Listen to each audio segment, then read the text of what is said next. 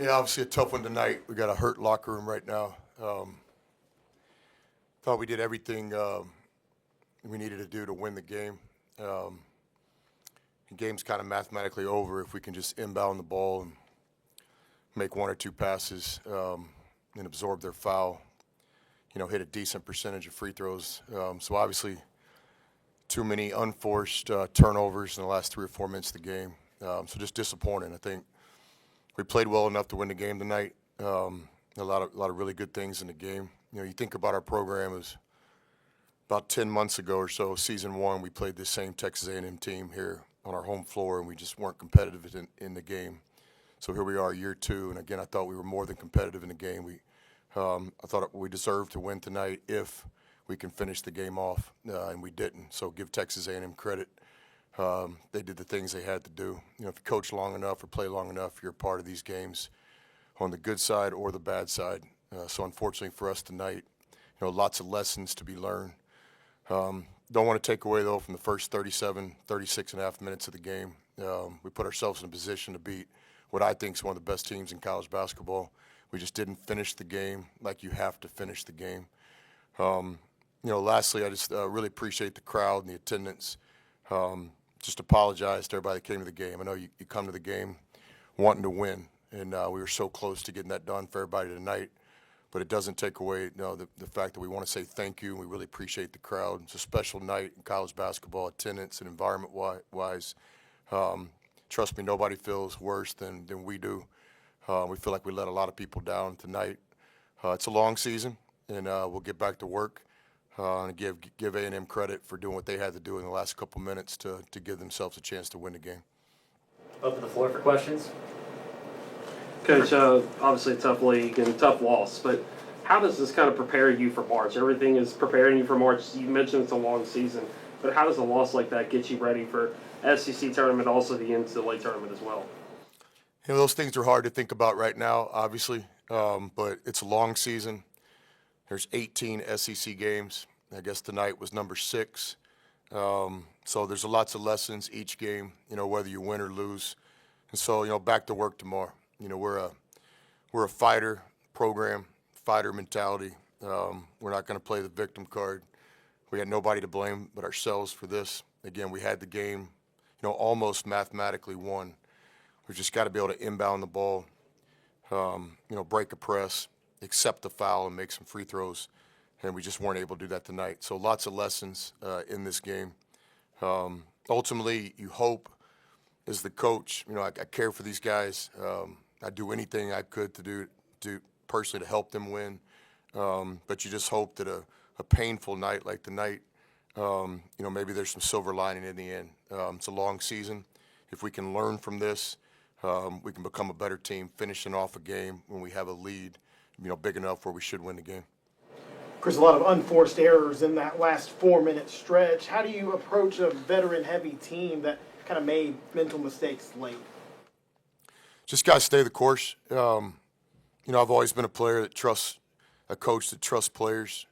And so a lot of those things, we had the right guy with the ball, and we just didn't make the play tonight. So, again, nobody hurts more than us. The game is basically mathematically over if we just make some routine plays. Give Texas A&M credit. They were the reason that we couldn't make some of those routine plays. You guys shot 4 free throws tonight. Do you feel like you guys were aggressive in that regard? Say it again. You guys shot there were just 4 free throws tonight. Did you like the aggression in that regard?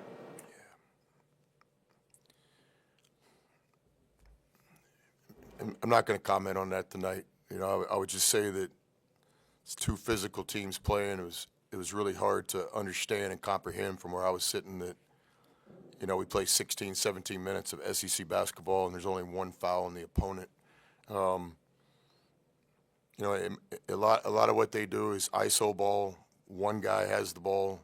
Everybody's spaced out. So there's not a lot of nights where you see the foul on the ball, but there's a lot of action and a lot of physicality going on off the ball. So we'll have to study the tape and see. These are the best officials in college basketball, period. So it's never about that. But it was a puzzling stat. Opponent can come in here and play physical and tough. That's their identity. That's who they are. Their coach will tell you that more than I can. So no fouls off the ball, 17 minutes of an SEC game. That was puzzling, to say the least. You used the word hurt locker room. I guess in the schedule where you're playing the third of 3 ranked opponents in a row next game, how long can you allow that hurt to last? I mean, you can't. It's SEC basketball. You've been covering me and us forever. You know, stay the course. Yeah, we're not going to let the hurt last. You guys had extended the lead out a little bit late in the second half, got it to 8, maybe a little more than that. Didn't get a field goal the last 3, 50 something. Was there like a common thread to some of those offensive possessions that were fruitless at the end? Thought we got some decent shots during that stretch, but I also thought we had way too many late shot clock situations. We certainly weren't even talking about time at that time. We were actually talking about quite the opposite: stay aggressive. You know, their soft press kind of nags at you, so you're going to be playing with a 20-second shot clock, not 30. But I agree with you. I thought during that stretch we just had too many possessions. Like, you think about our team, we were in late shot clock more than we have been all season. Give the opponent some credit. The press kills some shot clock. But I think from our point of view, there's a lot to learn from this. We can be much more aggressive, call it mid-clock. I did think that was a pivotal part of the game. You know, when you get up 7 or 8, the way I was always taught to think is, can we get this thing to 10? And then if you get it to 10, it puts a little bit more pressure on their offense. They have to play at a different speed. But we were never able to break that threshold. And give Texas A&M credit. Coach, your defense forced 20 turnovers tonight for Texas A&M. On a kind of positive note, what are you seeing from your guys on the defensive side that has allowed you to continue force some of the top teams in the country offensively to a lot of turnovers? That's one of the parts of our defensive identity. You know, I do believe that we're one of the best defensive teams in college basketball as we sit here today. We have to continue to build this. I thought we did do a good job forcing turnovers. You know, we had some timely bad fortune or bad plays, whichever way you look at it. We could have turned those turnovers into a few more baskets, you know, especially in the last 4 or 5 minutes of the game. But no, I think, again, a lot of good things. You know, if college basketball was a 37-minute game, then we're sitting here celebrating one of our best performances. So I can't say it any clearer. You know, I thought our guys deserved to win tonight. We played well. We executed a scouting report for about, you know, 37 and a half, 38 minutes. There's just some routine plays you have to make when the game is basically mathematically over. We had veteran players on the floor. We just didn't get it done. At the half, the rebounding disparity wasn't that bad, but then it kind of manifested itself in the second half. It's back-to-back games where you've been out-rebounded by more than double figures, but what do you kind of attribute that to, especially in a game like this that was a rock fight? Yeah, I attribute that to Texas A&M, the #1 offensive rebounding team in college basketball. I thought our guys grew a little bit tonight in the rebounding battle. We fought, we compete. Y'all saw it. We had some special performances, but when we needed the rebound the most in some big moments, Texas A&M showed their identity. There they are. The first basket of the game was an offensive rebound for them, and then I thought we did a pretty good job the rest of the first half.